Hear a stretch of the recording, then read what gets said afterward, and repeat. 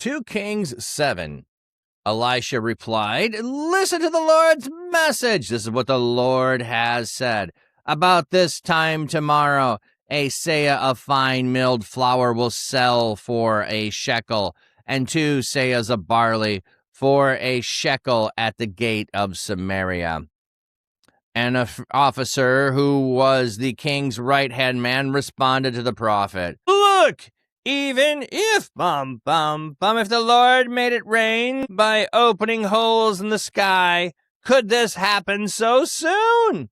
Elisha said, "Look, you will see it happen with your own eyes, but you will not eat any of the food." So the assassin comes, the king comes, an official comes. They're going to get rid of Elisha because he's the one who has made all the problem. He's the one who is to blame. I don't know why he thinks he's to blame, but anyway, he does. And Elisha gives the message, "Tomorrow everything's going to change."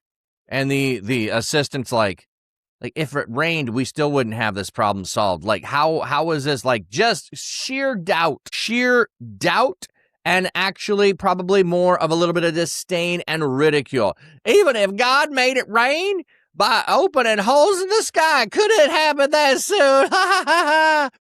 No, it can't, Elisha. So what you talking about? So yeah, probably, poking fun of him. And he's like, "Oh, it's going to happen, but you won't get to eat any food. You won't get to eat it. You'll get to see it, but you won't get to eat it." Now 4 men with skin diseases were sitting on the entrance of the city gate. They said to one another, "Why are we just sitting here waiting to die? If we go into the city, we'll die of starvation. And if if we stay here, we'll die. So come on, let's defect to the Syrian camp. If if they spare us, we'll live. If if they kill us, well, we were gonna die anyway." So they started towards the Syrian camp at dusk. When they reached the edge of the Syrian camp, there was no one there. The Lord had caused the Syrian camp to hear the sound of chariots and horses and a large army. Then they said to one another, "Look, the king of Israel has paid the king of the Hittites and Egyptians to attack us." So they got up and fled at dusk, leaving behind their tents, horses, and donkeys. They left the camp as it was and ran for their lives. Now, I don't know why they don't take their horses, like saddle the horse and go, even saddle the donkey maybe, but maybe the donkey's too stubborn, so you leave the donkey. But why, you hear an army coming. Maybe they think they can hide and escape better on foot than fleeing on horseback, but I'm thinking I'm taking the horse. When the men with the skin disease reached the edge of the camp, they entered a tent and had a meal. They also took some silver and gold, and they took clothes, and they went and hid it all. Then they went back and entered another tent. They looted it and went and hid it, what they had taken. Then they said to one another, "It's not right what we're doing. This is a day to celebrate, but we haven't told anyone. If if we wait until dawn, we'll be punished. So come on, let's go and inform the royal palace." I love how this story unfolds there, is that the unlikely heroes, the people with skin disease, who are unclean. Wait a minute, we just heard stories of people doing unclean things inside the city. Eating a donkey, gonna make you unclean. Touching a dead donkey, gonna make you unclean. The pigeon poo, I'm gonna assume the dung there, it's gonna make you unclean. I'm gonna assume that, whether it's real or whatever.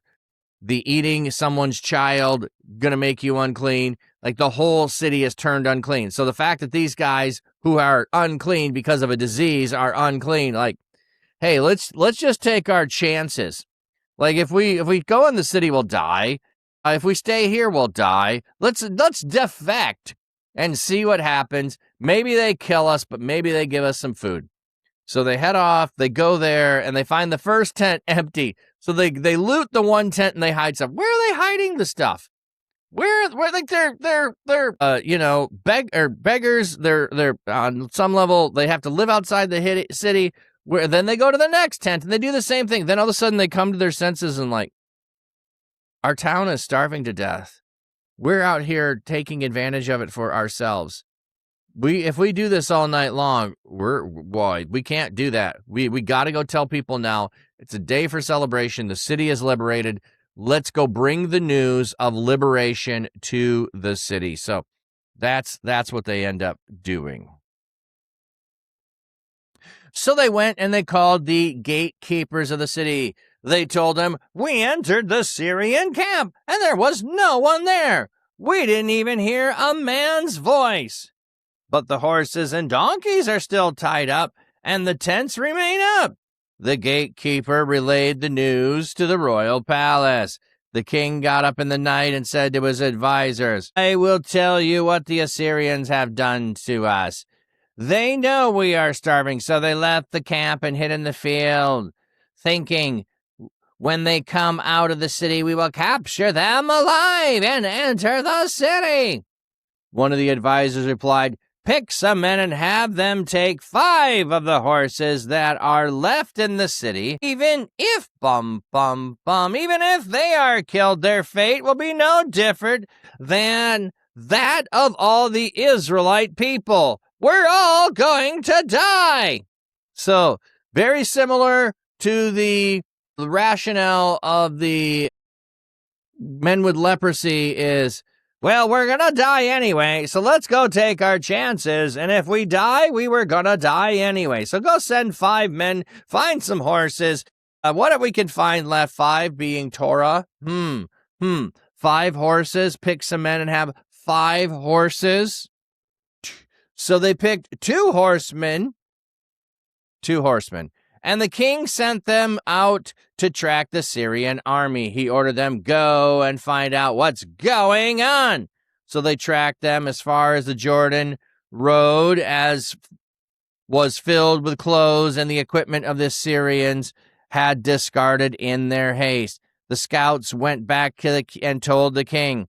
The people went out and looted the Syrian camp. A seah of finely milled flour sold for a shekel, and 2 seahs of barley for a shekel, just as in the Lord's message. So now that they have stuff, this is the price. It's very low because we don't need so much because everybody's got some, but maybe I want what you got, so we're going to do some selling. It becomes really, really low price because it's suddenly in abundance. Now the king had placed the officer who was his right-hand man at the city gate. When the people rushed out, they trampled him to death in the gate. This fulfilled the prophet's words which he had spoken when the king tried to arrest him. The prophet had told the king, 2 seahs of barley will sell for a shekel, and a seah of fine milled flour for a shekel. This will happen about this time tomorrow in the gate of Samaria. But the officer had replied to the prophet, look, even if the Lord made it rain by opening holes in the sky, could this happen so soon? Elisha had said, look, you will see it happen with your own eyes, but you will not eat any of the food. This is exactly what happened to him. The people trampled him to death in the city gate. So we have, not often, but sometimes we have the repetition of, here's what is going to happen. And then when it happens, we have, not only did it just happen, but we get to retell it. Here's the thing that you said. Here's the reply that happened. And all of this was fulfillment because you didn't think God was powerful enough to make it happen. So you got to see it so that you knew that God was powerful enough, but you don't get to participate. Here is your parting gift, my friend. Here's your parting gift.